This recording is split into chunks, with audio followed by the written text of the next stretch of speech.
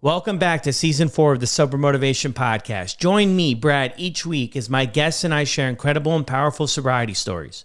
We're here to show sobriety is possible, one story at a time. Let's go. In this episode of the podcast, we have Gabe, who shares his story of growing up in Texas, his struggles with alcohol, and his journey to sobriety. Gabe opens up about the challenges he faced with social anxiety, fitting in, and hiding his true self. He details his experiences with drinking, the resulting DUIs, and the toll it took on his physical and emotional health. Infused with moments of reflection, Gabe also discusses how a supportive community played a crucial role in his recovery. And this is Gabe's story on the Sober Motivation Podcast. What is going on, everybody? Welcome back to another episode of the podcast. I just want to mention the community, the Sober Motivation community. Before we get into this, Gabe talks about his experience being part of the community, and it's been incredible for him to be plugged in with something. So I want to mention to you, if you could use some more support, community connection, we have meetings virtually on Zoom every single day, plus a chat community, our own app. It's an incredible way to stay connected. A lot of people share they love it because they can just take out their phone, plug into a meeting, get connected with people, use the chat.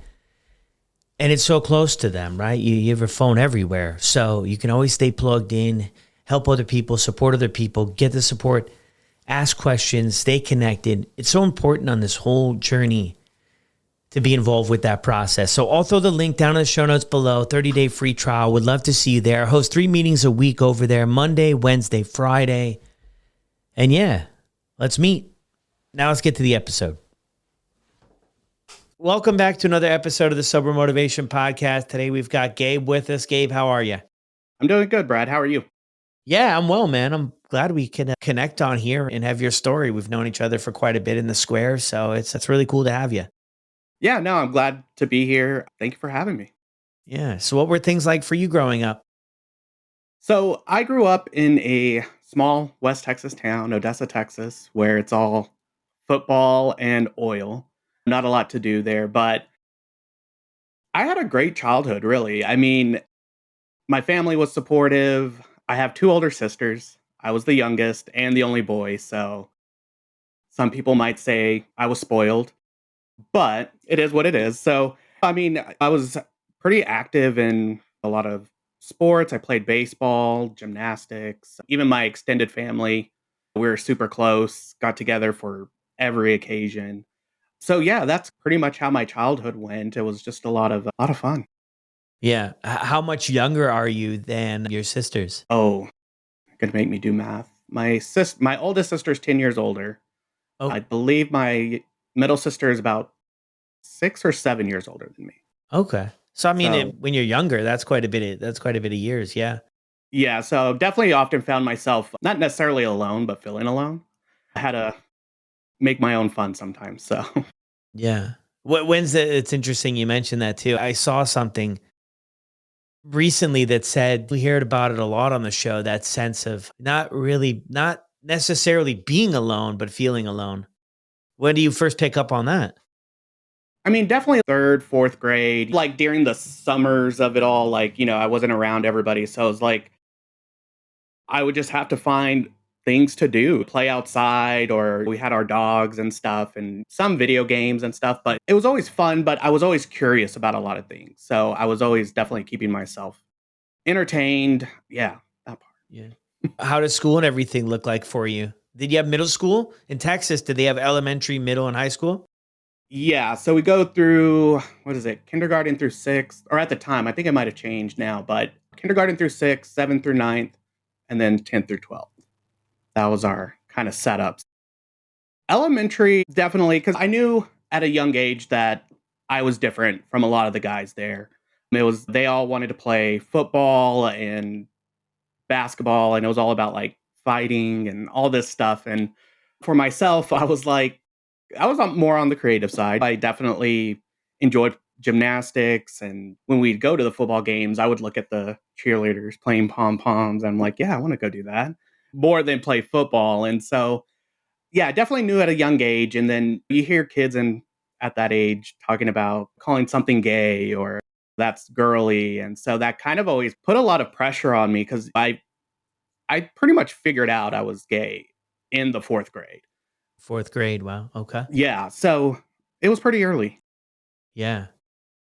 So did you say you didn't say anything in fourth grade though, but you knew? Is that what you're saying? Oh, Like, yeah. I yeah. mean, I hid it for a long time. I was always worried about what people would say about me. There was a time in fourth grade, and one of my friends comes up to me and she asks, "Hey, they wanted me to ask you if you were gay." And I was like, "What? No. What are you crazy?"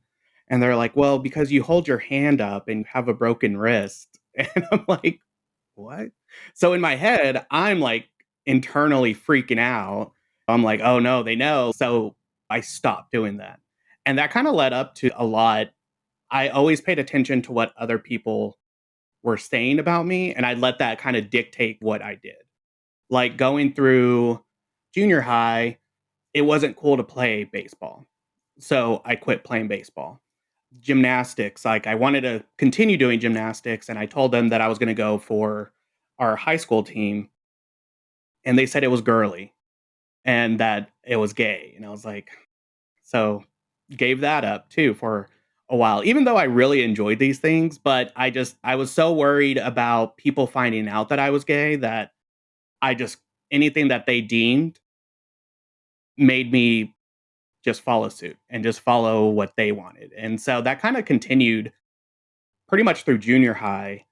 And there was this one party that we went to, and it was my cousin's house. Me and him were very close growing up, and his dad was out of town, so we threw a party, and we weren't supposed to be there, obviously. And someone called, no, his aunt called. I picked up. I didn't know that we weren't supposed to be there. And so the party got busted. And after that, it was just all those friends that I thought I had, they just went their own way. And so, like, that point, it clicked for me that I was like, well, I'm going into high school. I want to do what I want to do. So I got back into gymnastics. I was always in band growing up, just really involved in a lot of things. But just to hide or just to say I was too busy to have a girlfriend or something. So that always, and it started just building up a lot of anxiety just all through high school. Yeah. Just internalizing everything that's going on around you. You talk with anybody about how you were feeling about things or no? Nope. Never talked to anybody. My family, even in my like extended family, like I said, we were pretty close with each other, and they always had some remarks, and I never talked to anybody about it. Yeah, I didn't come out until college. Yeah. In college. Yeah. So, I mean, this is like probably in one way or another, like building the foundation for looking for a release of some sort would be Yeah, my no, guess. Like, definitely. I remember the first time, and growing up, we alcohol really wasn't around in my household. My grandfather was an alcoholic, and my dad, he used to drink when I was younger, but then he just pretty much quit. He'd have one or two every now and then, and so he would have like little drinks here and there. But I remember one time in my senior year in high school is when I got drunk off of Boone's Farm, which I think what's about it Boone? now and I'm What's huh. Boone's Farm? Boone's Farm is this cheap wine. It's a sugary Okay. wine. It's, I don't know, $3 bottle. But in high school, it's like, all right, alcohol is alcohol. So get what we Yeah, can. exactly. But I remember drinking and I got drunk. And I just remember feeling my mind was calm. I wasn't jumping all over the place of what are people thinking of me. I just didn't care. And so that was drinking didn't take off at that point, but I knew that there was something that I really liked. So, Yeah. and then that kind of led into I graduated high school, then I went to college. Yeah, Texas Tech out in Lubbock, Texas. I don't know if you've ever been there, but there's nothing to do there besides drink and football as well. So, so yeah, I went out there, and that's when my drinking really ramped up at that point. But at that time, I thought it was just normal to drink, and Yeah. we had a day, an alcohol related day every name of the week. Margarita Monday, Trashy Tuesday, all that stuff. So, and then we had a Yeah. saying, win or lose, we still booze. And so it was just a constant environment of partying and drinking. So that's how Yeah. that took off. So that's when you really notice things pick up. Interesting. I mean, did you have any idea of the effects of alcohol or like that you could get drunk and get this escape from life? Or did you figure that all out the first time in high school there when you drank? Yeah. So I think I got a good grasp of it at that point because I do have a lot of social anxiety still to this day, but I knew I went into so I cheered at Texas Tech as well. And so I got to be invited to these parties with them and be part of the team and everything. And so I saw them all drinking. And so that was like, okay, well, if I know how this makes me feel, I'm much an introvert at this point. And so I'm like, I know what I need to do? And that's to drink alcohol to fit in. And because that helped me my senior year in high school. So it's going to help me here. So Yeah. that's how it started. Yeah. That was going into it. And you know what? It's a good point you make there too, because it does help in all those areas. It Hmm. helps us get into the social groups and fit in and maybe be more comfortable and like maybe change our personalities a little bit to fit in with everybody. And for somebody who, like what you shared earlier, who is not really feeling a whole heck of belonging in this world, here it is, right? Here's the way in. And that was the same for me, man. The exact, like, different, but the same. I was really awkward. I was really not that quote unquote cool kid growing up. Once I started to drink, man, I mean, I was everybody's best friend. And I was like, I know there's consequences. I know I shouldn't be doing this, but I don't know if I could live another day being in a crowd of people and feeling so alone. That was like, for me, that was the thing is, it wasn't that I was actually alone, like that there was nobody around. I was always people around. I could be in a crowd of 100 people and I felt more alone probably than I did in my room listening to my, at the time, non-skip Walkman. So it really made sense to me, man, when I got into the tail end of high school and college and all of that fun stuff to really plug into this and have pals and it wasn't really full of consequences yet either. What was that like for you though? Did you have some Yeah. consequences in college? Yeah. So I totally agree, like with what you're saying of fitting in and trying to find quote unquote my tribe. And that's what cheerleading was for me at that time. It was definitely that safe space. And that led me to coming out, to finally coming out. And it was so freeing. It was such a great experience. I mean, cheerleading is definitely a safe space to be who you are. And no one cared. And that's what I realized around me. There was one time, one of my friends, we're cleaning up my house, we're having getting ready to have a party, and I'm like, okay, I'm gonna tell her. I'm gonna tell my best friend. And I'm like, hey, I just want to let you know I'm gay. And she was like, okay, but what are we drinking? So it felt great. And I celebrated after that with drinking and stuff. So it stayed that pattern because cheerleading was very strict. It was very structured. So it was able to get me through a lot of things. So no real consequences. There were I was still bottling things up. Yeah. I wasn't fully expressing myself. So when I did drink, sometimes they would come out and probably not in the best way. There were so many stupid fights that I created and also being in West Texas, you do experience some racism, some homophobia. We're still in a West Texas town. Like outside of the Texas Tech, there's still Lubbock, Texas. So, and there would be instances where I was drunk and I thought I was indefensible and go and start fights for no reason. So that was the extent of on that part. It wasn't until I got into grad school is where I started seeing consequences because grad school was a lot harder. How I got into grad school, I have no idea, but I made it and it was hard. It was a lot tougher than my undergrad and I started drinking to relieve stress because if I failed a paper or I was feeling overwhelmed, it was definitely, the bars are right across the street from where all my classes are. So I had a crappy day. Let me go over there. Let me go have a drink. And so that's where I started seeing yeah, because at that time I wasn't even drinking either. Or not drinking. I wasn't even cheering, excuse me. I wasn't even cheering. And so, yeah, then my senior year in grad school, I got my first DUI. For some reason, I thought it was a great idea to drive home and surprise my family. I think it was like a holiday weekend or something. And I was like, yeah, I'm just going to go. I'm just going to go. It'll be fun because it's 2 hour drive from Lubbock to Odessa and driving, doing all right. And I reached down to pick up some water, I think, and I spun my car around or spun it out. And the Oh, next thing I know, I'm waking up in a jail cell. And I'm like, what the hell happened? wow. Where am I?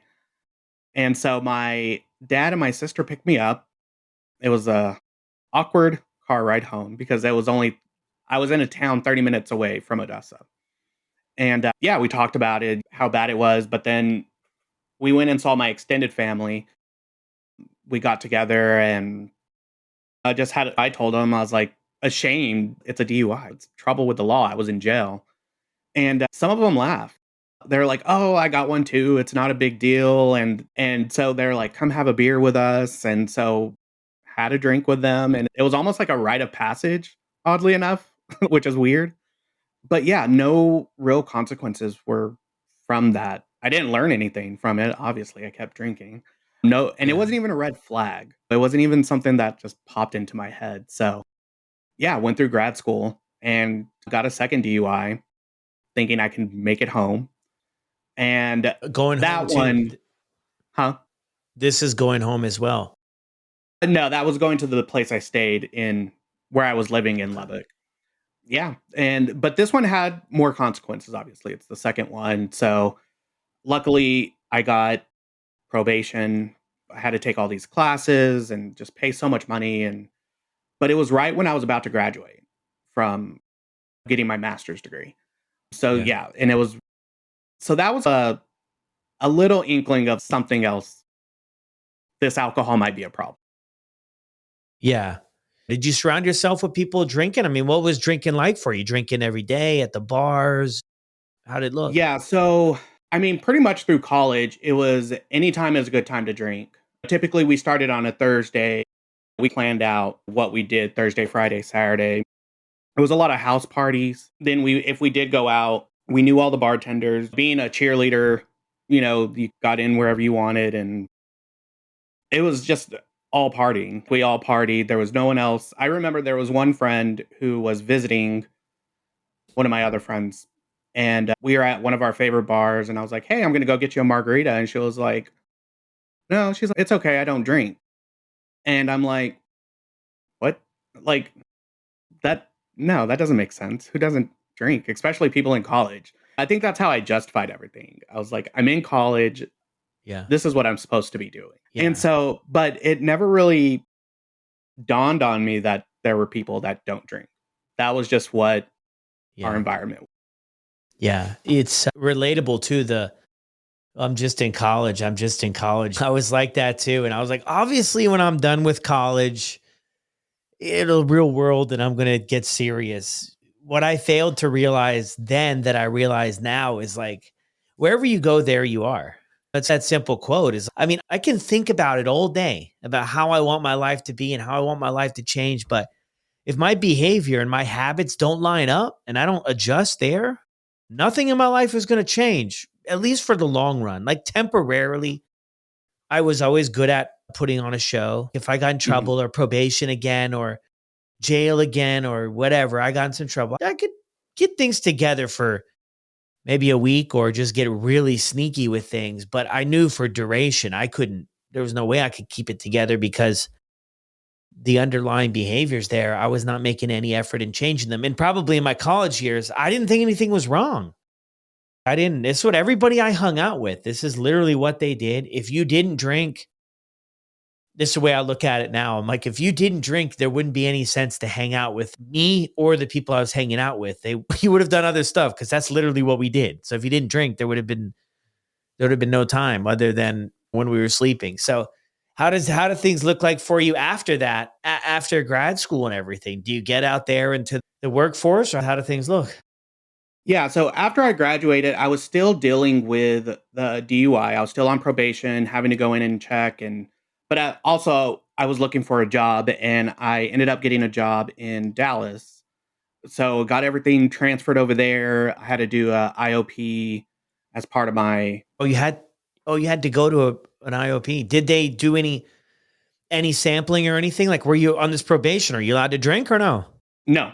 Not at So all. not allowed to drink. I had a breathalyzer in my car, Okay. but luckily I was still able to drive because I was traveling or I was moving and I had to go through that whole process. That took forever. But yeah, so got tested both at the IOP and at the courthouse or the probation with my probation officer. And What was that like for you though? I mean, growing up the way you did, family's good, everything's good. Like this probably wasn't part of your life to be showing up and meeting with a probation officer and you had to give a sample, like a urine sample. I remember that too, right? I don't know if it was your experience, but somebody watching you right there, it's gosh, come on now. I mean, hey, I did the crime. That's okay, but it was a little bit strange either way. You know what I mean? yeah, I mean, there was always definitely a sense of shame. But again, I think I was still holding on to when I went on my first one with my family, where they were like, "Oh, we all get it. We all do this." So in my head, I was still trying to justify or make it okay that I was like, "Okay, they've all gone through this too. Like it's normal." That's really how I thought about it. Like this is just something to do. Let me get through it and I can go back to what I'm doing.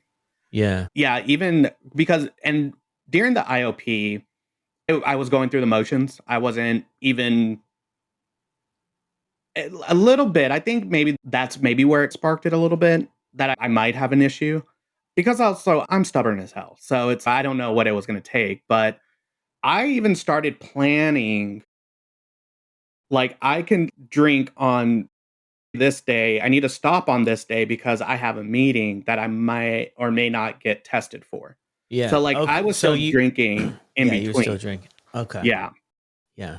And so I still had to go to AA. That was like my first time going to AA. Like an introduction to what it was all about. That was part of what a court order. Yeah. Well, so what did they say? Hey, you have like they're like you have a drinking problem or you're an alcoholic or what? Like why to Yeah, throw all the treatment at you? All the I still recovery. never heard it. No one ever said you have a problem that or explained it to me or anything like that. It was just again just going through the motions of Yeah. here's what this is, write about this, whatever exercise they gave me. Yeah, that's really what it was. So I never and then when I go to AA, I'm sitting there and I'm listening to these people's stories and I'm like, well, I'm not that bad. I Mm. had that whole these because I was like at that point I wasn't drinking every day. I never really drank by myself either. It was more of just social. But Yeah. when I was social, I binged. Yeah. And so yeah, it I just was like, okay, I'm just going to get through this and I'll be fine after that. Because at that point I was starting to meet other people, being in a new city, not really knowing anybody. Yeah. It was again that social anxiety came back and the only way I knew how to cope with it was through drinking. So I was like I need to drink in order to be accepted into this friend group and Mm. everything like that. So that's another pile it on of why I kept drinking. Yeah. Like another layer to it too. It's so interesting, right? You kind of list off two things right there before about not drinking every day and not drinking alone. And I don't think you're alone with that to think that only that or a combination of that equals a problem. And if I'm not checking those two boxes, well, there's nothing to see here. I think that keeps so many people stuck for so long is you have to fit, I call it like the Hollywood script, like the way Mhm. they show it in the movies. It has to be like this before you can do anything about it. But that's not so many people's story. And they're still having a really difficult time in their relationship with alcohol where they don't want to be drinking and they commit to themselves. I don't know if this is something you did, but like tomorrow, Monday, I'm quitting Monday. And then a decade goes by of Mondays or tomorrows and things still look the same. So you're going through this DUI, you're doing all these courses, doing the IOP, doing the meetings, got this thing in your car, but still drinking when you can, right? Gaming things a little bit to make drinking still be a thing because life probably, as weird as it says now for us on this side of things, feels impossible at times to do things without the drinking. How do things look for you in this new job and everything else? Yeah, so I was a marketing manager for a restaurant in downtown Dallas, and it was fun. I mean, I was also a bartender at the time too. I was doing both. So I was working every day. And so one of the Yeah. ways to wind down was to go to another bar down the street and just drink there. And we had a good relationship with them. So it was like easy, cheap Yeah. drinks. And Maybe even free sometimes. yeah, it was Yeah. always, we always walked in, there was always a free shot for us. And so it Yeah. was like, all right, I'm good with this. And then at the time, I was, I couldn't drive obviously because I still had my breathalyzer in there. So I would Uber. And I'm like, as long as I can Uber, I can drink however much I want because Yeah. I don't have to worry about getting a DUI again. So, Yeah. yeah, so that was like and it went like that after a few months. I just wasn't making enough money there. So I went back to bartending, got another job, and then finally ended up as a nurse recruiter, which I hated. And so again, it was like a lot of stress. How am I going to pay bills? All of that. So I Yeah. was like, of course, I would drink. And so finally, I was with my company. Well, I guess my previous company now. I was there for 8 years. I've been there for 8 years. And so, but it got to the point to where it was, I wouldn't drink all week. I would drink on Friday, but starting at 5:30, I would start and I wouldn't finish until like out 2, 3 o'clock if there was an after party. And that happened for, I mean, almost a decade. Yeah. Wow. Of just constant. That was just the cycle that I was in of doing that. And Yeah. so, yeah, it Okay. was crazy. How long have we known each other for? Well, May was the 1 year that I've been with Okay. Sober Motivation. So a year. Yeah. So over a year. Man, I never knew the restaurant. I never knew the restaurant thing. And now things are making so much more sense, dude. When you say that, bartending in restaurants, like that's my language, man. That's when I really ramped up things in so many different directions. And so many people have come on the show, those service-based businesses. Are you saying for most of your drinking was not during the week? It was just this weekend from Friday to Sunday. I would get like really bad hangovers, like Yeah. 2 to 3 day hangovers. Really? And it was just, I was just miserable. It was definitely, I was like, there's no way I can be productive at work if I'm hungover. If I was hungover, I would just call in. I'd just not go. If we did Sunday fun day. So like I stopped drinking on Sundays. And that was just how it went. I never wanted to drink alone because I guess in my head I always just said I knew that I needed it to relax and to be friendly and be that outgoing person when I needed to be. So, but yeah, I was definitely still bottling up everything Yeah. while I wasn't drinking. And What's everything just the referring to? everyday stress and you know, I hate my job. What am I doing? It just yeah, everyday stress and even like relationship stress and friendship stress and because when I got here, I definitely hold my friendships to a very high standard. You know that because that's my chosen family away from my family. So yeah, and so when they didn't do something or I felt like they didn't meet my expectations, I think that was like a lot of the I would just bottle it all up. And once I started drinking, it would come out. And that's a pattern that I started seeing quite a bit of, yeah, just bottle it all up. When I drink, I feel confident enough to say it to your face, all just Yeah. stupid stuff like that. So that's where it would come out. Yeah. Yeah. And And then that was, that can create a lot of friction too. yeah. So there was always definitely a lot of apologizing the next day and the whole who did I text? What did I text? My apology tours. And I would even Yeah. like apologize to the bartenders. Hey, sorry if I was sloppy, just to see if they would be like, no, you're fine. And then I'd be like, okay, good. So that's Yeah. just that. cycle that I kept going through. Yeah. Through a decade, and you're having those heavy hangovers too. So, I mean, which is wild, I think, looking back too, like the weekends, work all week, right? And it's like, all right, some days are good, some days aren't, right? It's work.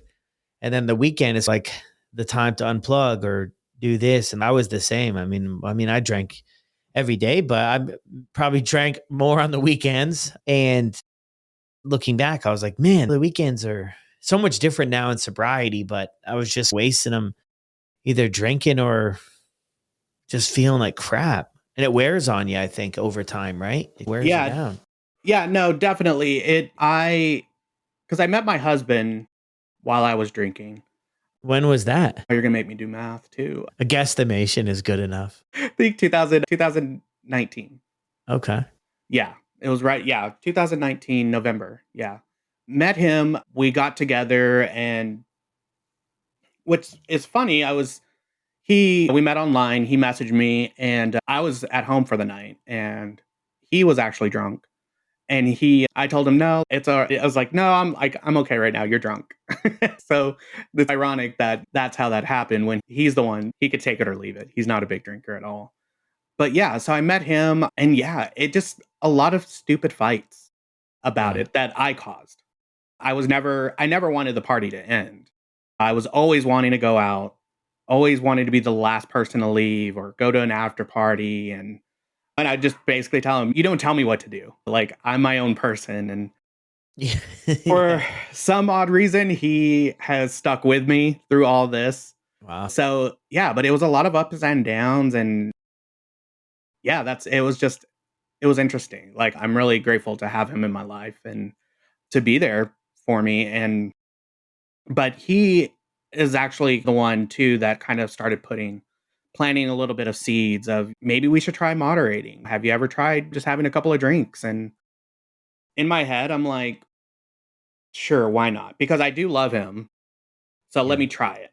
Why not? So yeah, I did the whole moderating. What did that look like? What does it look like when Gabe does that? Uh when I did I mean, yeah, first I switched from vodka soda was my go-to all the time. So I switched to beer.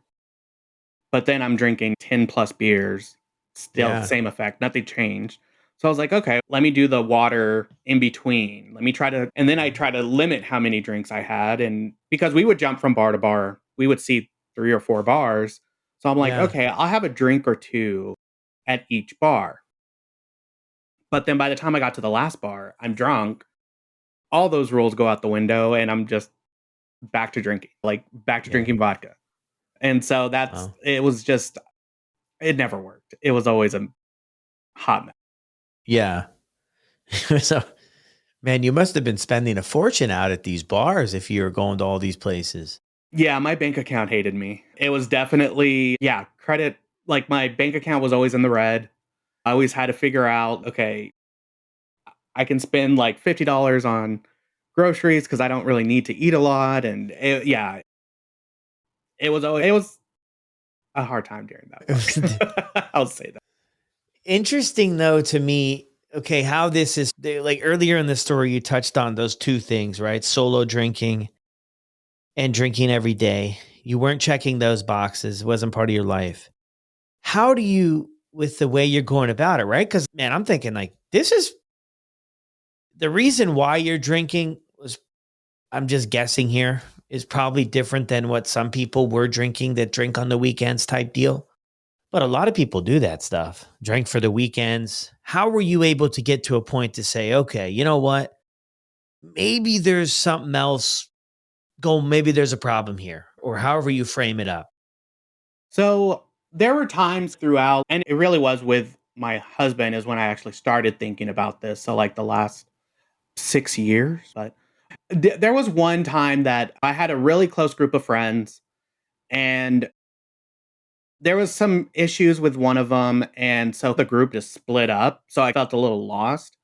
And I remember there was like after people left the group chat. And at the time I had these expectations of these people because we were so close, texting every day, hanging out almost every day. And so I remember going out one weekend and just going off on them in our chat. And the next day I felt like an asshole. Like I just felt bad.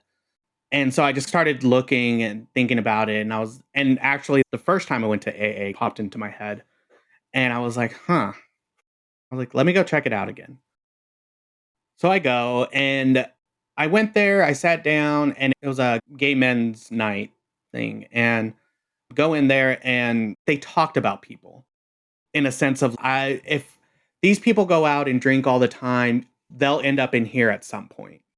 And they weren't talking about them, but I felt very seen when they said it. So that turned me off completely. I was like, no, because at the time I just wasn't ready to admit that I had a problem at that point. But that was one instance. The second one is, and this is the one that really shook me, is we were out at the bar and I was in that state of I'm on the verge of blacking out. And I just remember coming to at one point and thinking, I'm okay with being like this. I'm okay with being that sloppy person at the bar because I know I can go and apologize to everybody afterwards and it's going to be okay. And I continued and I blacked out. And then the next day, I remembered that. And that's what scared the hell out of me. I was like, I don't want to be that person. I hate that person. It's like I ruined relationships with the people. It's like I'm causing friction in my marriage. And it's just no. So that's what got me like curious about really diving in. And that's where I started downloading all the podcasts. But yeah, I downloaded your podcast, Brad, but I never listened to an episode and on any of them. I just downloaded them. And because at one point I was like, I was just afraid of what I was going to hear. And it was going to be like, yeah, you have an issue with alcohol. And that was at one point. And then I had another conversation with my husband and he was like, something has to change because I thought it would be a good idea to walk home from the bars, even though it's 5 miles like from my house. And so, yeah, that's when I downloaded that app, the Sober Motivation or Sober Buddy at the time. And that's Yeah. when I joined. Wow, man. It's just wondering too, like to dig a little bit deeper if possible. What was going on with you on the inside? On the externally, your relationships or sound like a sort of on the fringe with your husband and other ones you've already moved on from, and you have all this stuff going on out there in the external world in a sense. How is Gabe feeling about Gabe, from a day-to-day basis? I just wasn't happy with myself. I felt like I wasn't going anywhere in my jobs because I couldn't excel. And we talked about this before, but was diagnosed with ADHD and that was going all over the place. And I didn't even realize it really at the time. But yeah, I just wasn't happy. I couldn't figure out like, why can I not be good at something? That perfectionism. And I've also dealt with body issues like body dysphoria. And so it was just a lot of, I was struggling. And once I started making money, it only I was only able to support my alcohol. And so, yeah, the day to day, it was rough, I would say. It was definitely low self esteem, no confidence. The only confidence I got was when I drank. Yeah. And I mean, I think that's when we go back in our stories and we realize like the challenging times when it comes up in like the tail end of high school, things seem to really pick up in people's lives. And then you have college. And if every time something's going on that we're uncomfortable with or that stresses us out or that we're wanting to fit in or please others, do the people pleasing stuff, we lean on alcohol. And then sometimes I think we look back and it could be 30 years later and thinking, why am I still drinking? During all those developing years, we just leaned on alcohol for everything. So it makes perfect sense. I wish I had other skills. I want to quit drinking. And this is what I talk with people about too, that are like, I just want to quit drinking. I don't want to do anything else. And I'm like, well, I think if we could just quit drinking and not do any other work, we all would have done that. There'd be no podcasts. There'd be nothing. There'd be no meetings. There'd be no rehabs. There'd be nothing. We would just wake up one day and say, I just want to quit drinking. And I don't want to take it away from some people. I have known a handful of people in my life who like where the doctor told them like you're not going to live much longer and they just quit drinking and like they're all right. I wouldn't call them the happiest, go luckiest people in the world, but they don't drink, so they got that going for them.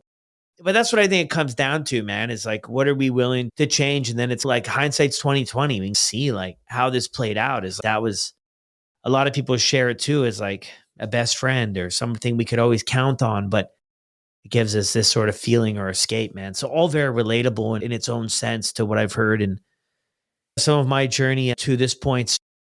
What prompts you to join? I mean, because you've tried a few other things in your life. I mean, what allows you to join a community and check that out? I'm curious. Yeah, so like I said, I downloaded those podcasts. I didn't listen to any, but then I had a conversation with my husband. And I think by that point though, because I was missing out on so much of things I wanted to do. And I think that was another thing. Like I just felt stuck. I felt like this is the cycle and this is going to be the rest of my life. And that scared the hell out of me. So what am I doing? Just going out, drinking, having the same conversations. It started to get boring. I wanted to go out and go to our arboretum or travel for the weekend or something, but I never had money for that. So yeah, I had that conversation with my husband and we basically I just downloaded the app and I was like, okay, community, Zoom, I'm good. Let's just try it out. Like, why not? That's Yeah. where what else can I do? And yeah, I remember the first meeting with Megan. It was her struggle bus meeting. And I was like, well, that's fitting. So let me get on. And almost immediately, like, I didn't have my camera on right away, but I think after the first couple of shares, I felt seen because I always thought it was me by myself trying to do all these things, trying to moderate. And I'm the only one that's feeling like this. Everybody else has their life together, just all that. And just hearing how I could relate to so many people almost instantly, I was like, okay, let me turn on my camera. So then on there and just like feeling exposed and then I just introduced myself and at the end, and Megan's a rock star. So she was just saying all the good things that just made me feel great. And I was like, all right, well, let me just keep this up and see where it goes. And yeah. Yeah, that's incredible, man. Yeah, I think I talk a lot about getting out of our own way. And I think it's that right there is where you got out of your own way. And you're like, this isn't something I really feel comfortable doing. But I think we get to that point too, or I think the sooner the better of realizing everything I've tried got me here. So whether this other stuff I like it or it's uncomfortable or I don't like it, whatever the story is, I got to try some different things. I can't keep doing the same thing and expecting for life to change. And you did that in that moment. What were things like for you at the beginning, man? So the day to day, obvious, it wasn't, since I didn't drink every day, the day to day wasn't hard. But I was part of a group chat. So Friday around 2:30, people are like, I need a drink. I need a drink. So for I think like the first month, like I had to turn off that group chat. Like I couldn't look at it. I had a plan also to every Friday I needed something to do to not that was fun to where I didn't have to drink. So I would go to IKEA. Me and my husband would go to IKEA for 2 or 3 hours. Just Yeah. walk around, go to dinner, go to movies, just stuff to keep me busy because then after that I'd be fine because Saturday was usually my recovery day, Sunday was let me adult and I did start feeling better after a couple of weeks.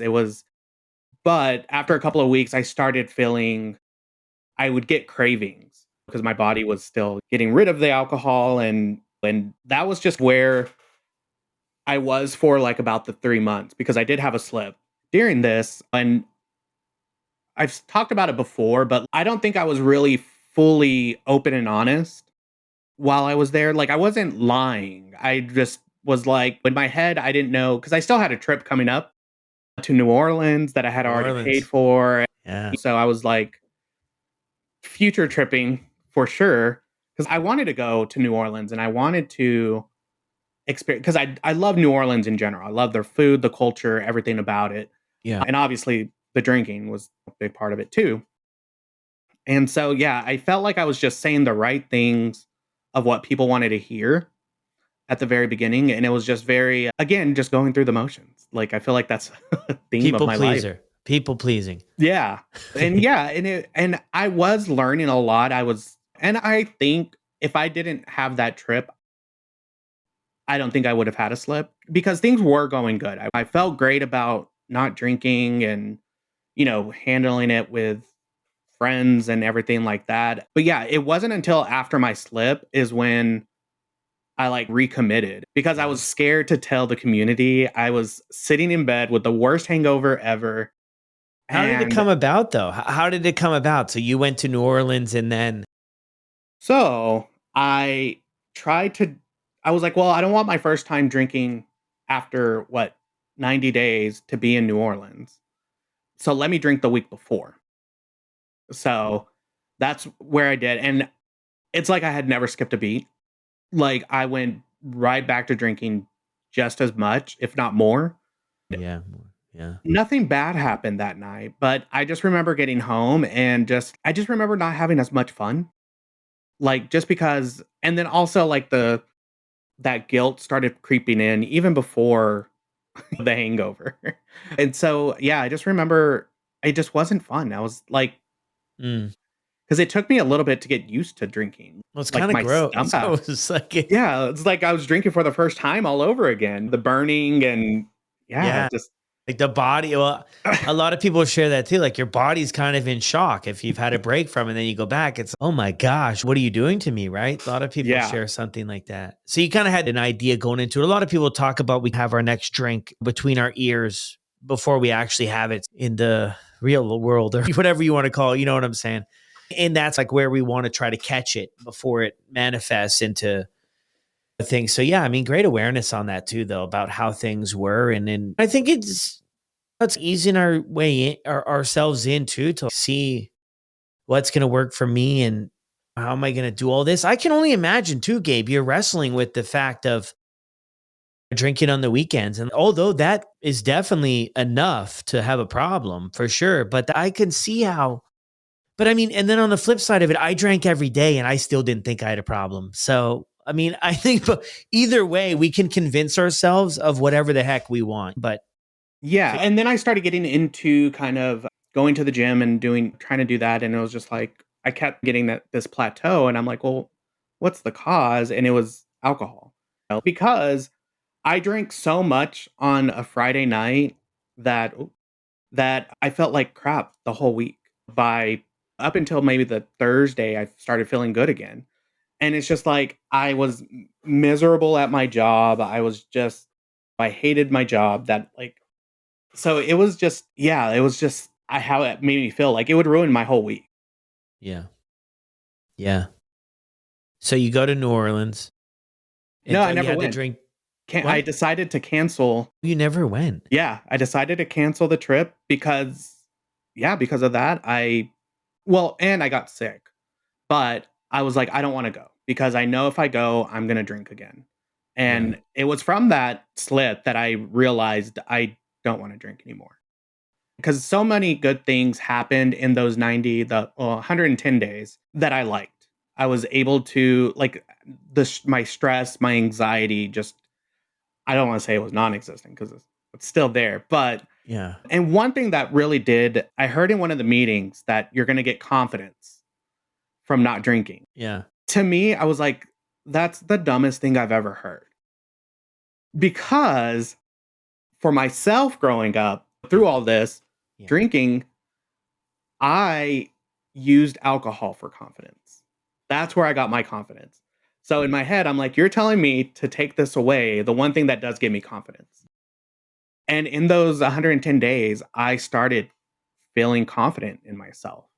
And that blew my mind because I was like, for so many years, I used it as a crutch. And I just remember I was like, I don't want to lose this after my slip. So I told everybody that I was sick, which I was. I from the hangover and then it turned into a cold. I mean, it really kicked my ass. But I told my husband, I was like, I don't want to go. If I go, I'm gonna drink. I know I'm gonna drink. Yeah. And so yeah, we didn't go. And I just plugged back into the sober motivation What's and it the like? go ahead.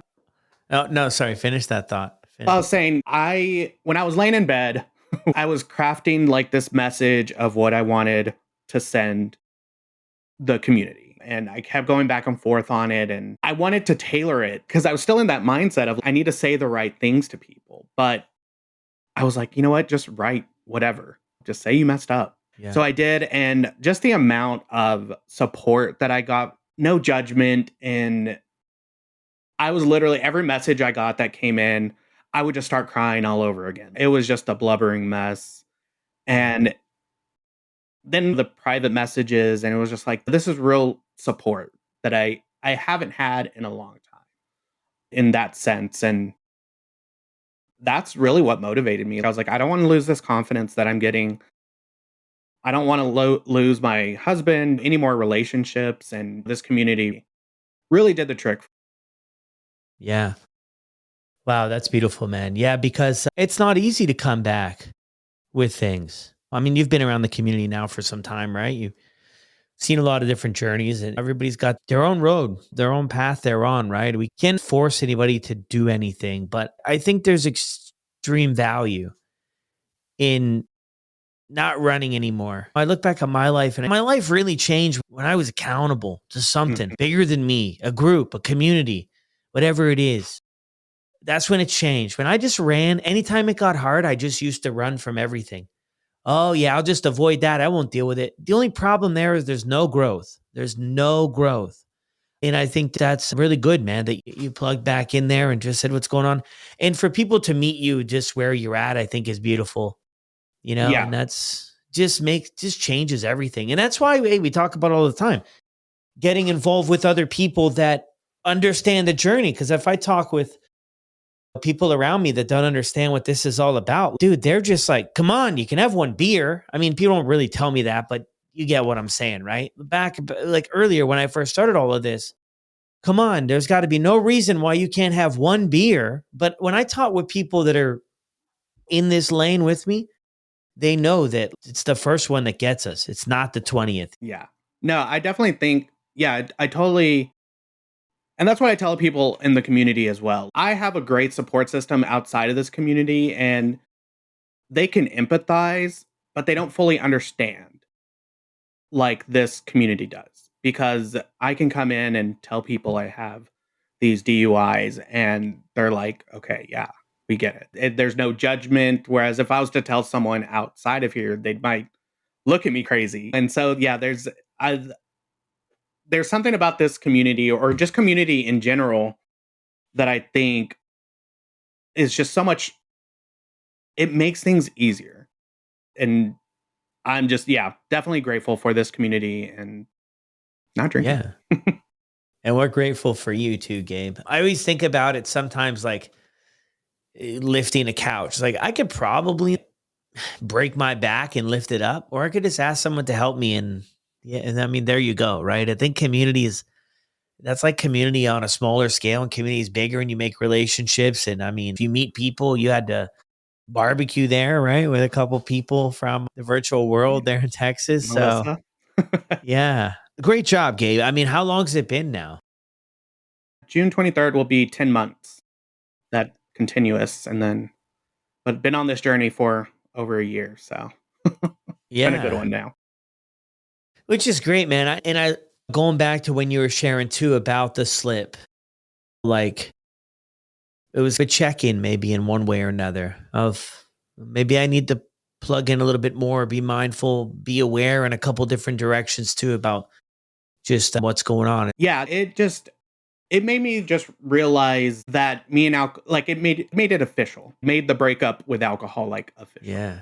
It just puts so much into perspective of what is important. Growing relationships, true relationships really. And there, you said it earlier, but I was actually in your meeting where you're talking about getting out of your own way. And that's when we had that topic. I was thinking about it all weekend. I think it was a Friday meeting. And I was just thinking about, I was like, Yeah, I've been getting in my own way for so long, and now I'm able to do everything I've always wanted to do now, and like I don't have anything holding me back, and I feel like I that's what alcohol was. It was just weighing me down and just not letting me be able to experience anything. And so now it's just those experiences that I want to create outweigh alcohol so much. Yeah. Yeah, and you've got some really cool stuff in the works too these days and things you've been working on heading towards wrapping up. I mean, share with what you're up to now. And I'm even excited. I feel like you're adding stuff by the day here, man. So maybe you could catch me up, Gabe, with everything you got going on. And yeah, Yeah, so I said earlier I got laid off from my job, I think back in March, but I was already on my way out. I feel like mentally, with the help of this group, this community, I wanted more. I wanted hosting meetings on sober motivation. I was like, I like doing this. I feel like this is what I want to do. And so I was in the mix, and then yeah, I got laid off, and so I've been able to really push forward. I've created my own community that is geared towards the LGBTQIA plus community that wants to live without alcohol in their lives, and it's called Out and About AF. Yeah, and so far our Instagram went up. What else has gone? We are doing our first meet and greet in July. Also, we are doing the website launched, and I've started an app and everything. So lot of going on. I made a workbook. So it's incredible, man. I I've been mean, busy. I mean, whoever thought, man? Okay, you've been at this for a year. If I told you 13 months ago, you're going to be not drinking and you're going to be working on helping other people do the same thing. I mean, how crazy would I have looked to you? Like you would have thought that it wasn't Friday the 13th. Yeah, no, I wouldn't believe you. I'd probably laugh and probably go to the bar because like, what are you talking about? It's I mean, it's just insane what you can do in a year with just giving up one thing. It blows my mind. And I'm just so grateful to have this community, have the support that I do, to be able to pursue this dream and then have everybody's encouragement. And yeah, I mean, I don't even think I'd believe you 5 months ago that I was doing this stuff. Yeah. Starting this new business, also becoming a travel agent. Throw that in there too. Yeah. And so it's crazy. But you feel like not drinking it, you talked about it a little bit earlier, has given you the confidence to pursue stuff. It makes all the difference. I mean, it's a thing. I was adding up the math the other day. Okay, for your situation, you're saying you would drink on Friday and then you'd be hungover till Thursday. But let's just take maybe on average, let's say somebody's drinks Friday, Saturday, like you lose a whole weekend, right? Like how many days of the year are we throwing out the window? So it's no wonder we didn't have any bandwidth for dreams or goals or a whole heck of a lot else. I mean, and nobody can go back in time that I know of. So all we have is today and forward. So we have to start doing the best today and forward that we can possibly do and not waste any more time with thinking about drinking, or recovering from drinking. It takes so much from us. I mean, on top of the money, the relationships, the self-esteem, everything else that we give away from drinking and the time. And I think when you have the time and you can build off that, I mean, it can really make a difference. We see so many people doing cool stuff, man. Really cool stuff when they get sober. And you're right, a year. I went through years of my life where nothing changed but my underwear. Like nothing. When I was drinking, nothing changed. And now in a year, you can get all this going. Any thoughts, Gabe, for anybody starting out the journey or just trying to keep things going? Anything to help them out from your own experience? Yeah, something that's always the way I joined this community, I just said, why not? Why not try it? What can you lose? You'll never know until you try it, right? And another thing that is something I learned is to stay curious. Keep staying curious about things because you never know where it's going to lead, what you're going to learn. I think those two things is get out of your own way too. Don't let it stop you. If you have that dream, if you have that want, go for it. And just keep pushing, one day at a time. I've learned that in the squares. It's just keep pushing just for one day. And that's why I even got my tattoo of it's just a Roman numeral 24 with some gears around it. And it means a lot to me because it's like, what can you do in 24 hours? You can do so much in 24 hours. That's one part of the meaning. The other part of the meaning is just get through 24 hours. That's all you have to get through is just don't drink for 24 hours and then wake up and do it all again the next day. Yeah. And some days are going to be harder than others too, right? As we go. Some days I'll go through spans of weeks and not even think about alcohol. And then I'll be riding my bike through the neighborhood and everybody's sitting on their front porch and the beer, I can just see the beer cans just sweating. And I'm like, oh God, there it is. But you just do the best you can every day, man. And what I've realized in my life is if I don't drink, things are okay. It's not perfect. And of course, life is still going to happen, but I can handle life on this side of things so much better than I ever could 100. when things were the other way. It's great. Well, Gabe, thanks so much for joining, sharing your story. Appreciate you so much. Everything you do for everybody. Thank you. No, I'm so glad that we did this. I'm very appreciative of you, the community, and yeah, thanks for having me. Bet. Well, there it is. Another incredible episode here on the podcast. Huge shout out to Gabe for jumping on and sharing his story. I don't know what took so long, but we got the episode put together. So hopefully there's a few things that you could connect with that can help you either get started or staying on the journey. I'll drop Gabe's contact information down in the show notes below. Be sure if you enjoyed the episode, could connect in any way or just want to say thank you, send Gabe over a message on Instagram. I hear from so many guests on the podcast. It means the world to them when they hear from you guys. So take 90 seconds out of your day and send them a note, and I'll see you on the next one.